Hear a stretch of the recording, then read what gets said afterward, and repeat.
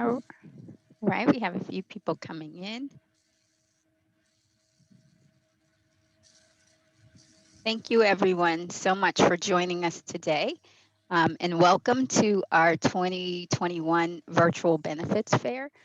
My name is Kimberly Williams. I'm the Assistant Town Manager. For those who don't know me, I'm being assisted with hosting duties today by Jessica Rojas, our HR Generalist. Also on our team is from HR is Tracy Lavoie, who is our Payroll and Benefits Specialist. I would like to remind everyone that today's session is going to be recorded and will be posted on our Human Resources webpage for employees who are able to join us today. Each of the presenters that you will have throughout today will make a brief presentation and explain their benefits, services, and offerings. And following their presentation, we will open up the session for questions. So let's get started today. Joining us first is David Sullivan from Plymouth County Retirement Association. David is no stranger to us, so we are thrilled that he could join us today. And I'll stop talking and kind of turn this session over to you, David.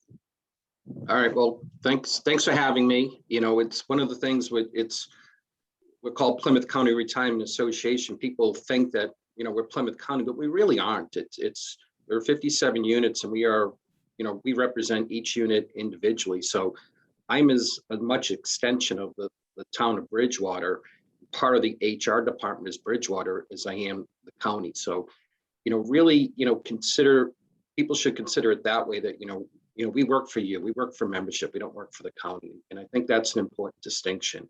And when any member, you know, comes in to see us, be it an active member or retiree, you know, we're working with your best interest in mind. That's where I say we don't work for the town or the county because we work for membership. But, you know, we're always doing everything with the best interests of the members in mind. And I think that's important. And we're a staff of 10, and all 10 of us, you know, believe that and work to that goal. So that's an important thing. And one of the things we do work with the units is we've really learned that during this past year with COVID.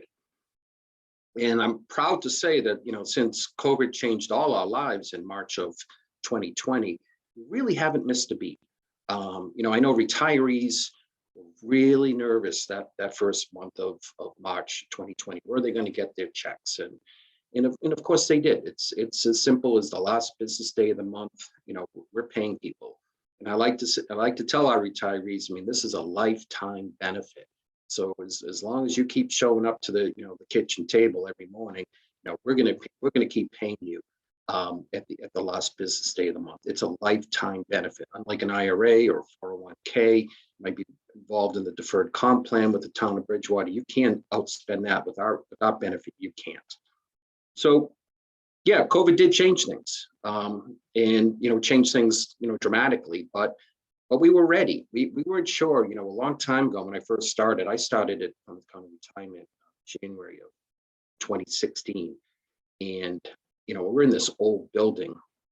It's an old Cottage Park. It's an old rope building, and if anyone's ever been in there, the floors still smell of rope and some oils in there. And so I always envisioned, you know, this looked like a chimney, you know, a brick chimney that if anything ever went up in this building, it was going on fire, and it was going to go quick. And I'm like, well, we have all these records, you know, all these personal records. That what would we do if all these records, you know, went up in fire? So we came up with a disaster recovery plan. Thinking, okay, we're scanning everything we have, so we're putting every member's file into our computers, into our technology. That if something happened, if there was a fire, which is what I was always afraid of, that, you know, we can go work from, you know, anywhere else the next day, just plug in our computers and operate. And so disaster recovery, all of a sudden, quickly last March, when, you know, it was apparent what was going to happen and apparent things were going to be, you know, changing, became emergency preparedness. And that's how we shifted, and we were ready. And we were ready for something completely different, but it ended up working. And so, as I said, we haven't missed a beat. There are many people out here that I've you know, in the past year, of hundreds of appointments I've either had, you know, via GoToMeeting Zoom format, or telephone calls. And there are people watching this presentation right now that I've had these presentations with. We're hybrid right now. There's somebody in our office every single day. And we're working from home some days. Today's a home day for me. Tomorrow I'll be in the office. So we've been ready for that with the COVID. Now, when I say we're also, our doors are locked, unfortunately. It used to have a walk-in policy, but our doors are still locked. But we are taking appointments on Mondays and Fridays. And if you want an appointment with me tomorrow, I am sold out. It's all my appointments all day long are sold out, but we still are meeting people. We have a special, we turned a old office into a counseling room, and we put up the plexiglass, and times I look like I'm in a fishbowl and I want to get some fish stickers just to feel more at home in my little space. But we are doing in-person consultations for anybody that feels comfortable doing that, because sometimes the phone or the Zoom just isn't good enough. But we can do it whatever way someone feels comfortable. And when I say that too, that people come in, we warn them though. Cottage Park building is and has been for a long time a COVID testing center. Now recently, it's also a COVID vaccination center. So we want to tell our members, who unfortunately, especially the retirees, are in that most vulnerable age group. This is where we are. So you really have to feel comfortable. We're doing our best. We're trying to protect ourselves. We have had instances where, two different cases. Some our staff members have had come down with COVID positive tests, and we shut down again. We bombed sprayed the office again. So we do what we can, but we're still operating. As I said, we're still paying people. Our investment portfolio, a year ago today, like the market was, taking a dip and everyone was worried, but we stayed the course. We held our water, so to speak, and we kept the investments as they were. We didn't panic. We didn't make any kind of adjustments. We stayed the course. And now our portfolios are worth $1.3 billion. When I came to the office in Plymouth County back in January 2016, we were in the 700 million. So we've almost doubled in my 5 years. So it's a very sound, financially secure system. We're doing a lot of things right, and everyone should feel very comfortable that their current retirement, if you're a retiree, or their future retirement, if you're an aspiring retiree, it's going to be there for you. It's going to last. It's going to last the rest of your life. So when we have anyone, it could be a 22-year-old firefighter who's starting up with a job, we're also preparing for that 22-year-old firefighter someday to become a 90-year-old retiree, and we'll keep paying that person. So that's the long range that we operate, and that's what we do. Because now we're a $1.3 billion system, and I've hated 10 Cottage Park Circle pretty much since I got there. We've bought our own building. So it was late last year, we bought a building. So we're going to stay in Plymouth, but we're going to have a standalone building in Industrial Park. And we're pretty excited about that. Rather than paying rent every month, we said, okay, we might as well use some of our investments and invest in ourselves. So we bought this building. We're hopefully going to be moving this summer. We're updating it. Some things as simple and predictable as windows need to be replaced and offices somewhat redesigned. But we also had to change the air ventilation system there. So the HVAC system is probably our biggest project, but we've learned that air ventilation now is important for what we're doing. Not just dealing with this COVID-19, but if COVID-25 comes along in a few years, we want to be ready for that too. So we're pretty excited. There is a Bridgewater angle in this purchase, and because what happened was this building was sold by gifted to Bridgewater State University, 2 buildings in Plymouth on Industrial Park Road, by this family, and they donated it to Bridgewater State, and then Bridgewater State didn't really want 2 buildings, in Plymouth. So we became aware of this. We made them an offer. We cut a deal, and we bought the building from them.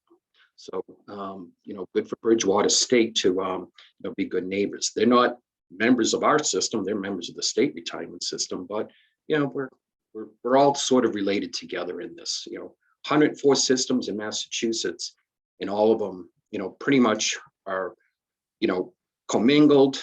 Although we have our own separate rules and system, but a lot of us all play by the same rules. And the beauty of that too is that if you ever worked in one of the other 104 systems, then you can, you know, you can change, go from that system to Plymouth County, or from Plymouth County to, City of Cambridge or City of Taunton, wherever, and all your time that you have accrued and put in there, moves with you. So that's a great feature. The only system that is not part of us is the MBTA. They're on their own island, they're their own world, and that's the only one where if you had service at the MBTA, it doesn't count with us. But that's a brief overview of what we've done in the past year. And if you want to make an appointment, come on in and see us. You can call us, you can send us emails, you can get on our website. We have a lot of good information anywhere. Or if you just feel comfortable doing it in a format like this too, we'll do that again, whatever you want. But everyone needs to, the retirement system is also an element of timing, and then the timing is what time did you become a member? Way back, and I think we're down to 2 people that are 5% members. At one point in time, you only had to contribute 5% of your deductions or your salary deductions to go to Plymouth County. And then that changed. I believe, on January 1st, 1978. All of a sudden, then you had to contribute 7%. And so you were putting 7% of your contribution, your salary, into contributions. And all of a sudden, then they changed the law. And because once upon a time, everyone's salary or future retirement was capped at $30,000. So no matter how much you made, the most you were ever going to get your salary based on was just $30,000. And as times were changing, as salaries were increasing, that this became unfair. And who would have wanted to stay in a job, and if that's the most they were going to get. Now, granted, we know a lot of people, a lot of our parents, and some people don't even make $30,000, but that was the cap. So when they did that cap, they incorporated a change with it too, and they added the extra 2%. So a lot of people, and every town calls it something different, is the base deduction, and then there's the extra 2%. And that's important because a lot of people think, well, why is this extra 2%? Well, that extra 2% is great because that is only on the money over $30,000, and now the cap is removed. So if you're making $60,000, your average salary, that would become your compensation that we would base your pension on, the percentage. So that was important. And then in time, they raised the rate again, and now it became 8 plus 2%. And now currently, I believe it was sometime mid 90s, it became the 9 plus 2%, and that's where most of our members certainly are. And then there was a change. There was a big change, a dramatic change on April 2nd, 2012, and that's there was a series of pension reform came in, but this was the big one. And this change, even though the deduction rate stayed the same at 9 plus 2, now the computation of what your retirement became very different. So rather than the max age being 65, or really the earliest age being 55 for most people, you could be less, is that the 55 rate became 60. The 65 rate became 67 for all these new employees. When I'd say new, they're not new anymore because April 2nd, 2012. And then rather than a 3-year average salary we base on the retirement, it became a 5-year. So all these things that became pension reform were just, it wasn't beneficial to the member, but what they're trying to do is address the long-term viability and survival of the retirement system throughout Massachusetts. If we look at some states like New Jersey, they were cutting benefits. Or if we look at states like Wisconsin, I mean, they were cutting benefits big. In Chicago, they're really worried about can these systems survive, and they are to this day. So these laws were put in place just for the overall long-term benefit of the system, and I get it. And so that's what we're doing. But what the state did, and thankfully, is anyone that was grandfathered. So depending upon your membership date, the rules that were in place on that day became what the rules were for you. So even though we have over 11,000 members, we don't treat them all equally because it's just based on their date of membership is how their eventual retirement becomes calculated. And for most people, it's based on three things. It's your age at retirement, it's your creditable service, and it's your average salary, be it 3 years or 5 years. And I can say the other thing is currently we have I think it was sometime in the past few months, we finally surpassed of our active membership, more people that are in the new rules, post April 2nd, 2012 active members than we have people in the old rules. So that was a change too, and shift. We pretty much still haven't calculated any of them because you need 10 years to become vested. And if you started after April 2nd, 2012, you haven't worked 10 years yet. So all of our retirees, or most of them, are still, based on the old rules. So that, in that sense, that becomes a little easier. But when we do this, when we talk, people will ask me always, well, what's the best time to retire? People often focus on their anniversary date, thinking, okay, well, I have 20 years exactly on making up a day here, September 15th. That should be my day.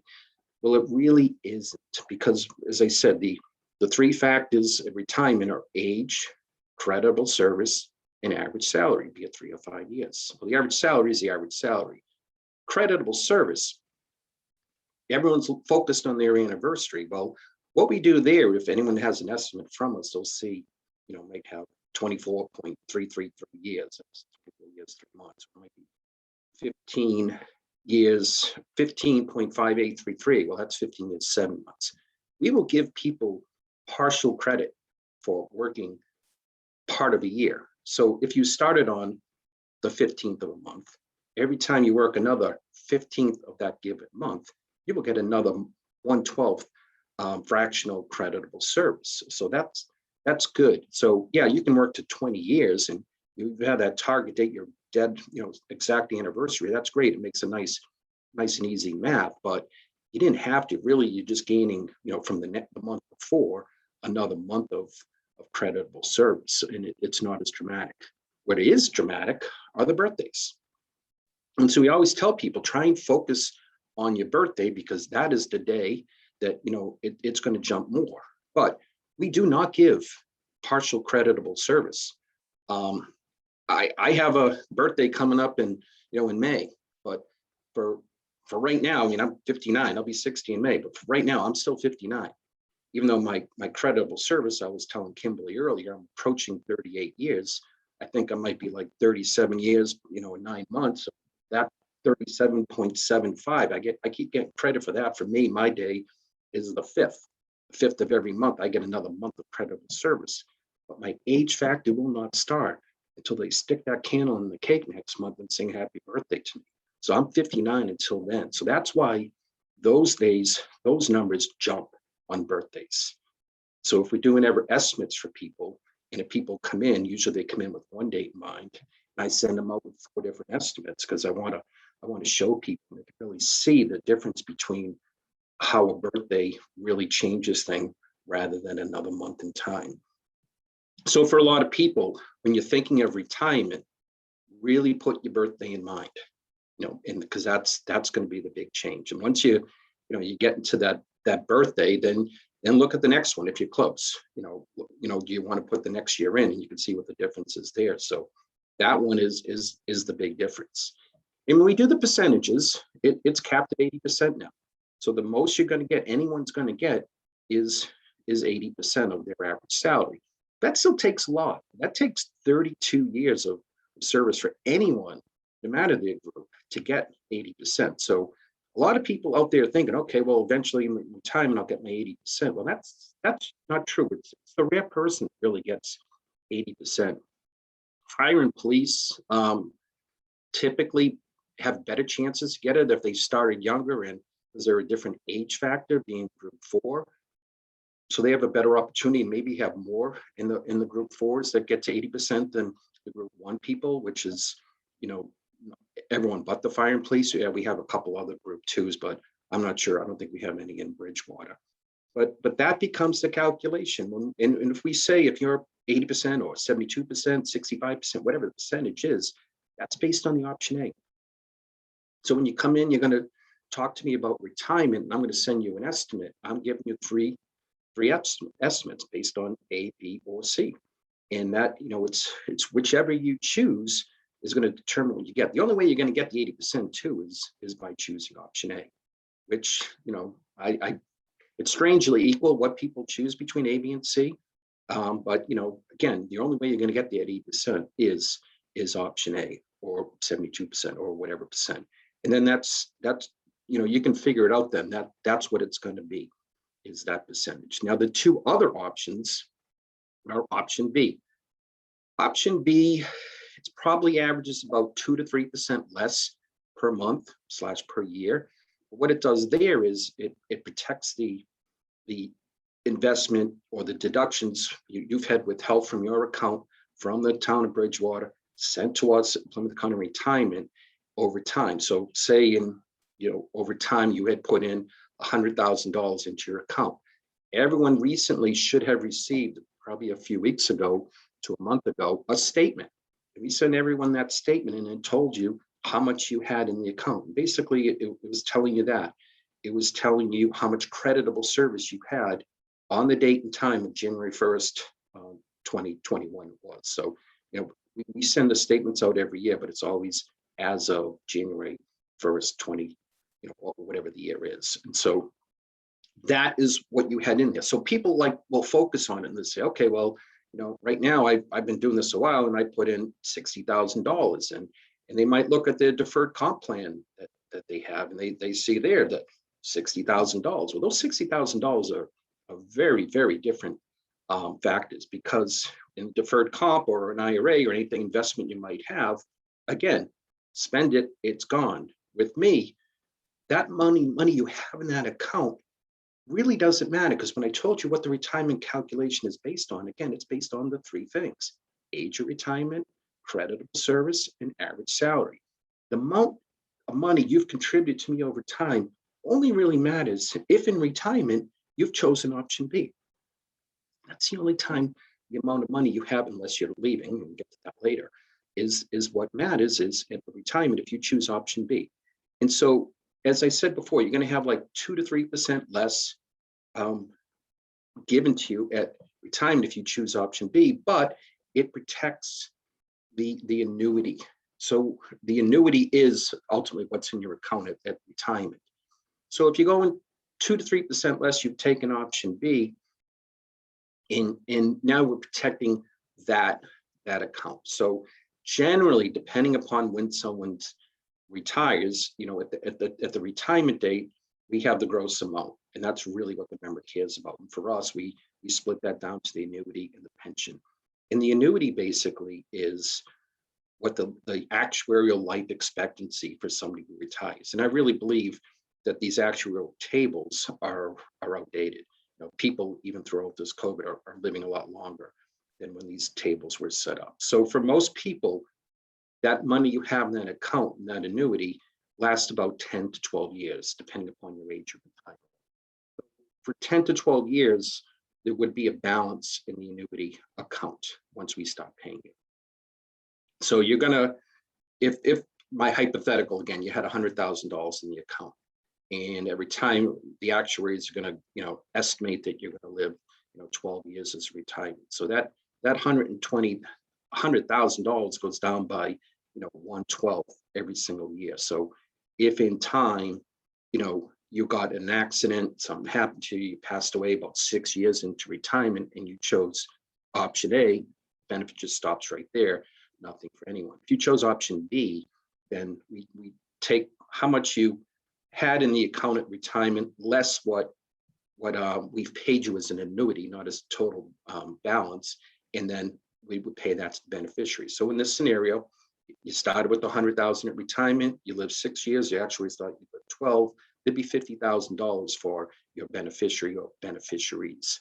Choosing option B, you can choose as many people as you want, and as named beneficiaries. And it can be anyone you want. There's no restrictions. You can choose anyone, and it can be anything.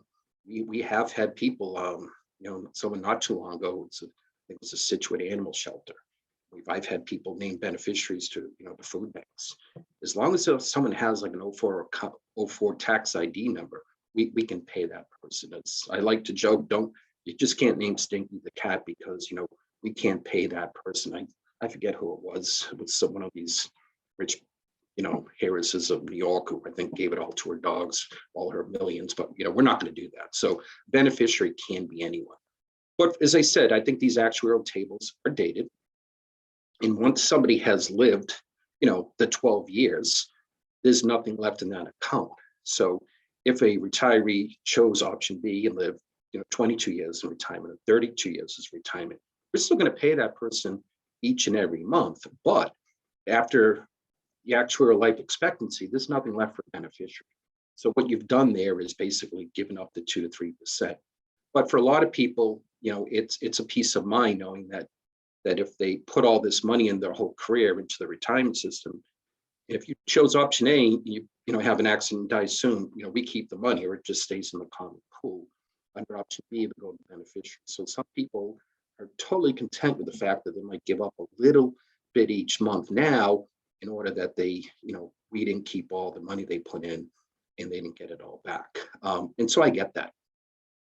From a pure math perspective, I can tell you that most people who, when they pass and we do the calculation, who chose option B, it's nothing left to that account. So it in my mind, from a math perspective, it's a losing proposition. My least favorite option is to choose, but if it helps somebody sleep at night knowing that somebody's going to get something out of their benefit, then I think it's the right choice for them. Now the third option at retirement is option C. Option C is the one, though, that's a double lifetime benefit. So in this option C, though, the person you choose as a beneficiary, unlike B could be anybody, anything. Option C has to be an immediate family member. An immediate family member is defined by parent, seldom is someone in the name of C. Beneficiary is a parent, sibling. Doesn't happen often, but it might happen more than you think. Child, again, sometimes this happens, or spouse. And this is the most common option C beneficiary, is a spouse, or it can be a former spouse too. And some people, every once in a while, will do that out of the goodness of their heart, naming a former spouse as C beneficiary. But sometimes they do it because as part of the divorce, they were forced to, or they agreed to. So that's all that can be. It has to be an immediate family member who be the C beneficiary. Now, the difference between A and B, I said, was about average 2 to 3%. The difference between A and C probably averages about 10 to 12% less. So you're getting, significantly less each month in order to protect, in order to provide for your beneficiary to receive something at retirement. Under C, if you choose option C and your beneficiary survives you, we're going to guarantee that person not only gets something, but will then get something monthly, each and every month for the rest of their life. So that's what I'm going to choose when I retire. I'm absolutely going to choose option C. I'm going to name my wife the C beneficiary. And if she outlives me, then, she will receive, as I said, right off the bat, I get probably, 10 to 12% less than I would for A, but I'm willing to accept that. And that's what I'm going to do. And so then if I pass first, my wife would then receive 2/3 of what I'm getting at that point in time for the rest of her life, guaranteed. If she passes first, then at that point in time, I pop up to option A. So I would get the option A amount going forward. It would only be at that point in time, because at that stage, there's no available benefit for anybody. So we just don't have any benefits for anyone. So it pops up to A, and then that would continue then for the rest of my life. So those are the three options at retirement. We try and encourage people to come in a lot longer, before they are going to retire, to really think about it, and they can see what the numbers are. And for everybody, everyone's family history, life expectancy, they make decisions based on what they think is best for them and their family. So those are the three options at retirement. And again, when I talk about the 104 systems, is we're all the time is portable between the systems, and if you're just moving from us to somewhere else, or if you're moving from somewhere else to us, you don't have a choice. It really, on the membership application, it basically will ask you that question: were you ever a member of another system? And if you write yes, and did you take a refund of your account? And if you write no, the system's there, then you have to move the money from them to us, and it's automatic. We take care of it. All you have to do is properly fill out the application. And if that's done, we know, we'll reach out to that other system. They send us over your account history. They send us over your annuity savings fund balance, and we put that into your account. And as far as you're concerned, it's still you were with us the whole time. Ultimately, at retirement, there's another mechanism in place where we will invoice the other system for their share of your retirement. So if you worked, 10 years in, say, City of Taunton again, and 10 years in Plymouth County, 50% of your pension would be paid by the other system. So there's a mechanism in place, but the members do not have to worry about that at all. We take care of that. We're constantly, once a year, we're sending invoices to other systems. Other systems are sending invoices to us, and that gets taken care of. Excuse me. But the other thing is, besides someone doing a direct transfer, is, there's plenty of people that, started out in their 20s with the job in municipal government. They went to the private sector, or in cases, a lot of, females decided to become moms and stay-at-home moms, and, just said, oh, I'm never going to go back. I'm never going to, go back to a municipal environment. So they take a refund of their account. And if they take a refund of their account, then they can buy back their time with us. And so then, if they took a refund, if they work for the City of Taunton, again, I'll use them, and they took a refund, and when they come to us and say, on the application, did you ever work for another system? And they say yes, and is the money still on account? They say no, then we'll do a calculation for them. We reach out to them and say, okay, this is how much it would cost you to buy back that time. So if you had this creditable service in the past, you can buy that back. Now, what's important here in, Kimberly and Jessica, if we know they did this and they come to you and they say, okay, I worked at a different system, I took a refund. Now there's a big difference in how this is calculated over time. Again, I go back to time. Everything really with retirement becomes, an issue of time. So upon re-entry into a system, now they're a member of us again.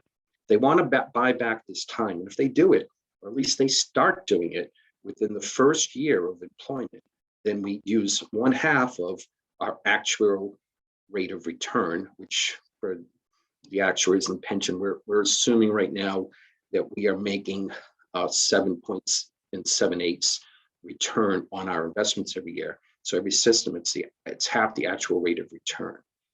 If they wait, over a year and a day, could be 3 years, because sometimes people don't have rate money when they bring into the system again.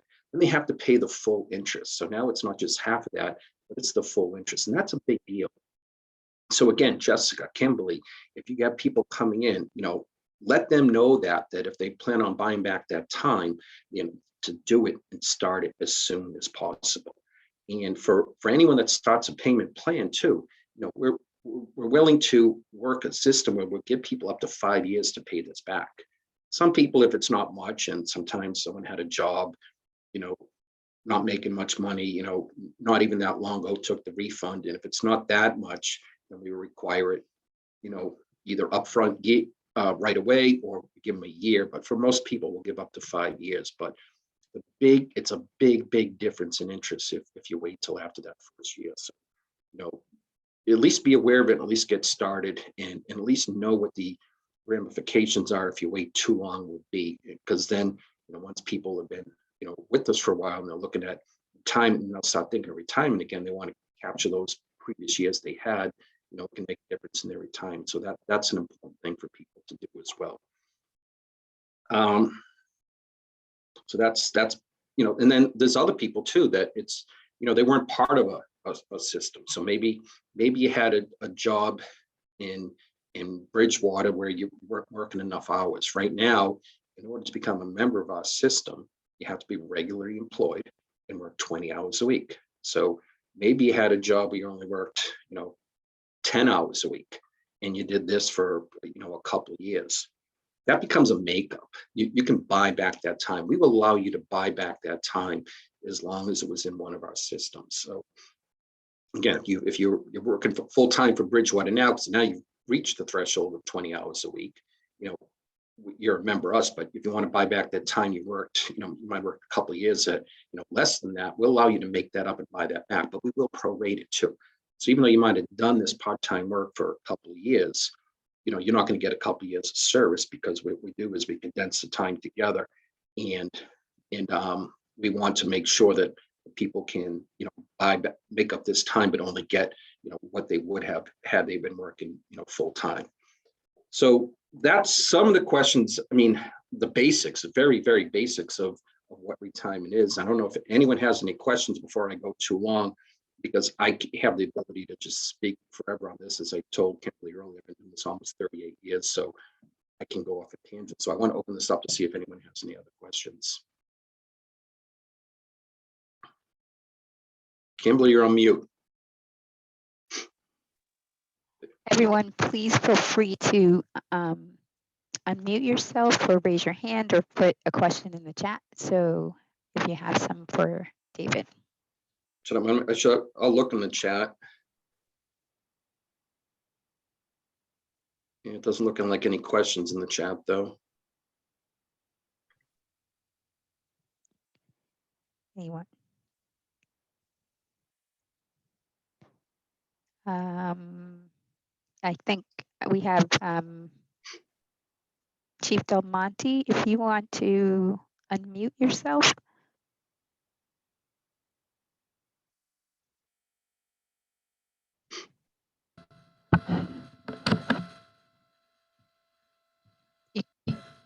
Your question, please.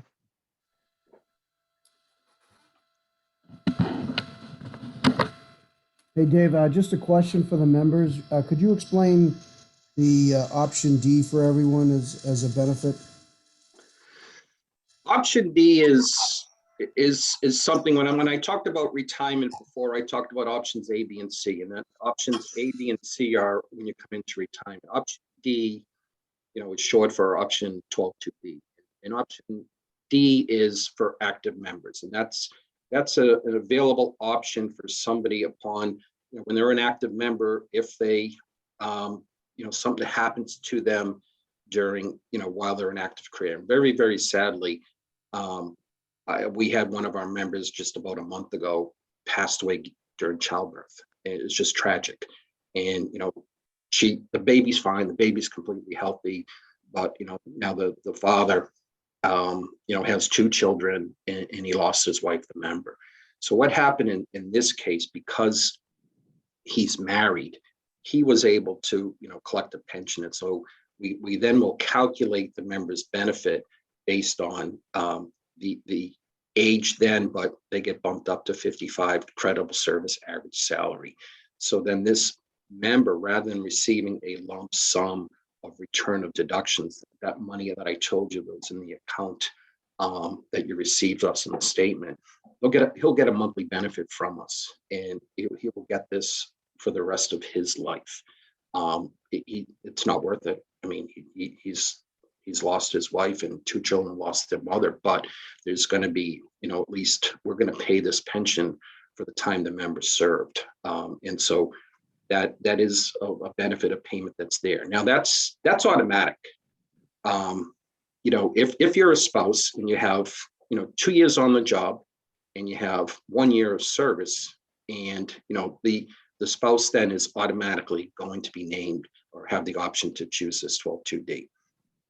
Now, I have named a option D benefit, and I know I've talked to other people, and we've talked to too, is that I've named my son. I have 3 children. You can only name one person. I've named my son as my option D beneficiary. And the reason I did that is, I've told you I'm going to name my wife as the option C beneficiary when I retire, but it's what happens if something happened to both of us. And I did this a bunch of years ago when both my wife and I were taking a vacation. And I'm thinking, okay, well, what if the plane goes down? Something happens. Well, you could be driving the streets, and some drunk driver could come on and take us both out. So what would happen in that case? So in my case, because prior to that, I had named my wife as the beneficiary, but if we both were to pass away, meaning that my spouse would not have the opportunity to go choose the 12.2D, what would happen to the account? Well, prior to that, the family, it would have really just gone to the estate, how we had the will built. So how much money I have in the account, say it was 100,000, that would go and probably split amongst my 3 children. But that's it. That's done with. That would have been it. So by naming an option D beneficiary, you would give the potential for someone to collect a lifetime benefit. So in my case, if something happened to my wife and we got in an accident, then my son would then receive a benefit each and every month for the rest of his life. Now, I said I had 3 kids, and for anyone that has only 1 child, it's no brainer. You should absolutely do it. But it becomes a little more difficult. You have 2 kids, 3 kids like me or more. It's the Sophie's choice is which one do you choose? Pure math would suggest that I would choose my youngest. My youngest is freshman in college. She's 18 years old. Would I want to burden her with that right now? No. So I named my son, and I told him basically, if something ever happens to us, you're going to get this check, and really you're going to split it up into 4 buckets. One, you keep one, give 1 bag each to each of your sisters every month, and then 1 to the IRS, because ultimately, with this benefit, it's taxable to federal taxes. So the person who's receiving this benefit, is also going to have to pay taxes on it. So that's what I did there. But naming my son would not preclude something if it was just me that got in this accident. So rather than Friday date night, which we used to have pre-COVID, now I'm driving to work on one of the days I'm at the office and I got in this accident. Something happened to, even though I've named my son as the option D beneficiary, my wife would still have the ability, the spousal option, in order to say, no, I'm going to take this for myself. So rather, she can drop the trump card and say, okay, I'm going to start collecting this. So now it's based on the 2 of us. So by naming somebody else is really just what I call it just prevents a doomsday scenario where something really, really tragic happened, because then the spouse still has the ability to go in and say, I'm going to take this for myself. But by not naming an option D beneficiary and not having a spouse that is eligible, to make this claim, then the money is simply returned in a lump sum when we're done. But again, going back to me being a math guy, and if you look at the math, that the ultimate payout and what Plymouth County can pay the member for the service and the time accrued and the money that was out of your account, then I'm sure it's a much better benefit. And for people like me, like I said, my son is going to still be named my option D beneficiary up until the point I retire, and then I'll fill out my retirement application and I'll name my wife as the beneficiary, and she would be the beneficiary upon my retirement. So for anyone that's even thinking about what they want to do or potentially maximize pension benefit, even though there's going to be tragedy involved in choosing option D, unfortunately, life happens, and I'm sure Chief Del Monte sees more of this than I certainly do. That this tragedy happens. So at times we just try and put that aside, say it would be unfortunate, but how can we maximize the benefit? So on our website are beneficiary forms, and there's on the page there's a form for an option D selection. You're going to see 1 name there, 1 address, 1 social security number, 1 date of birth. There's only 1 person can be named.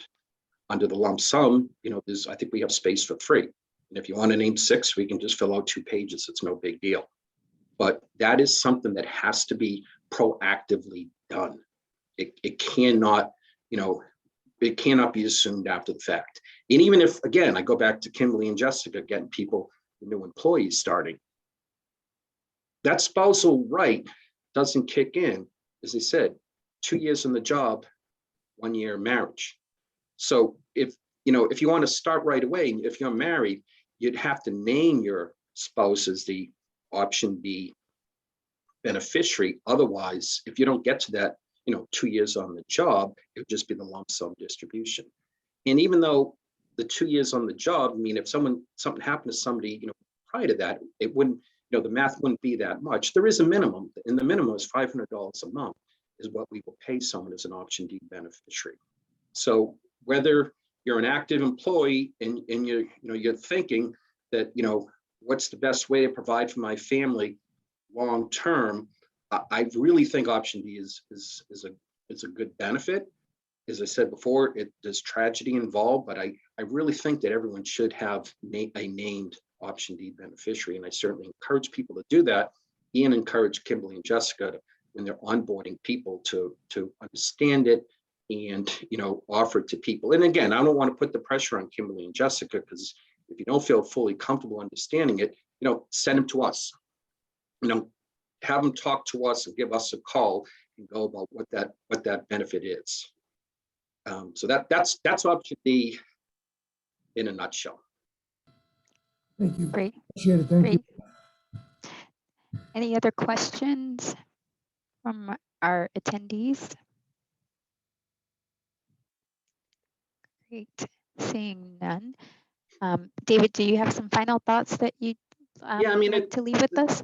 I talk about taxes, and I briefly mentioned that, and it's federal taxes only. With state taxes, if you're a resident of the state of Massachusetts, this benefit you receive from us in time is not taxable for the state of Massachusetts. But not all of our retirees are residents of the state of Massachusetts. So depending upon what state you choose to live in and be a resident of would determine whether you have to pay state taxes on that.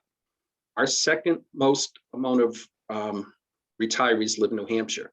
New Hampshire is also a state tax-free state. Third most of our retirees live in Florida. Florida, also a state tax-free state.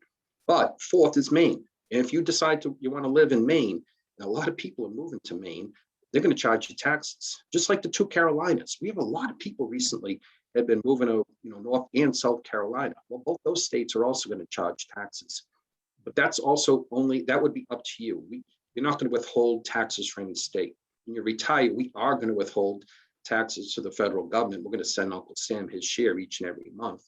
But it's not tax. We're not going to withhold money from the state of Massachusetts. And then the other thing I would like to touch on is Social Security. A lot of people say, well, I worked in the private sector too, and what happens with my Social Security? Can I collect both? And the answer is yes. You're going to collect your Social Security based on how much time you put in there, and that would be Social Security. But Social Security is going to care what Plymouth County Retirement is going to pay you every month. And depending upon how much we pay you, and depending upon how many years you had in Social Security, there's going to be an offset. So for people that have gotten that estimate in the mail, or they created their own Social Security online account, they can say, okay, at retirement, at 62, I'm going to receive $1,200, and at 60 for retirement age 65 or 67, I'm going to receive $1,400. It's more. It's going to be less because there is going to be an offset. That is, unless you work, depending on how many years. Now, if you've worked 30 years in a Social Security environment, there's no offset. The offset completely goes away. If you work, you need 10 years basically to collect a Social Security. But if you work 10 to 20, there's going to be the full offset. 20 to 30, the offset gets reduced every year, depending on how many years you have. So just keep in mind that Social Security ultimately is going to care what we pay you. We don't care what Social Security is going to pay you. With us, your formula remains, age, credible service, average salary. The other thing people talk about a lot of times is insurance. And maybe, Kimberly, you're going to talk about insurance. But again, people say, hey, as a retiree, am I entitled to insurance? Well, the big thing here is everyone should realize that insurance is a, employee / retiree relationship. We don't really get involved. Our involvement is the middleman. In time, if you're retired from us and you have insurance withheld, we will withhold your share of the insurance from your monthly checks into the town on behalf. But any changes you make with insurance is going to come from the town. And I know I'm running up against my time. The last thing I really want to talk about is I'm getting a lot of calls on, there's a retirement incentive package that's gone to the state. And people talk about the possibility that people that have not just worked from home, that are essential employees that had to actually show up to work, is adding 3 years to their. There's been a lot of chatter about this throughout Massachusetts. It's very vague right now in who would be determined to be an essential employee. It's also probably my personal opinion that this bill is not going to become law in time. I'm very, pessimistic that this is going to become law. Having said that, just on Tuesday of this week, it was House Docket 1794. Now I think it's House Bill 2088, and it was on Tuesday of this week. It was assigned to the Joint Committee on Public Service. So it's moved a little, but I'm still, anyone that, is thinking that they're going to get an extra 3 years for what they've done this past year, I don't think so. I mean, but that's my opinion. As I said, it has moved this week, and whatever happens next is up to the people. It's not up to anybody here. Well, great. Thank you so much, David. You provided us all with a lot of information, and we're grateful for your attendance today. This presentation will be available again on our website, our Human Resource website, for anyone who wishes to view it later. Again, we put in the chat the best place to contact David for more information is to call the office, David? They can call the office, our Okay. 508-830-1803, or they can send me an email. My email address is dsullivan@pcr-ma.org. I'm not going to give out my cell number, even though I have recently, because when I'm working from home, I know my cell phone number has really gotten out there in Plymouth County, but that's okay, because again, as I said, we're here to serve membership. Great. So feel free to keep that information in mind. Again, I thank all of our employees and retirees and family members who may be on this call today. We really thank you for attending. We have several sessions today, up to almost a dozen, and we encourage you to continue to participate in these sessions today. And please visit our webpage that I put in the chat and schedule to attend any of the upcoming sessions. Again, thank you so much, David, for presenting to us today, and thank you all for attending. And I hope to see you live next year, Kimberly, Jessica. We're going to be in person, and we're going to shake hands next year. Okay. That's exactly true. So thank you again, everyone. I hope you have a great rest of your day. Okay. Thank you.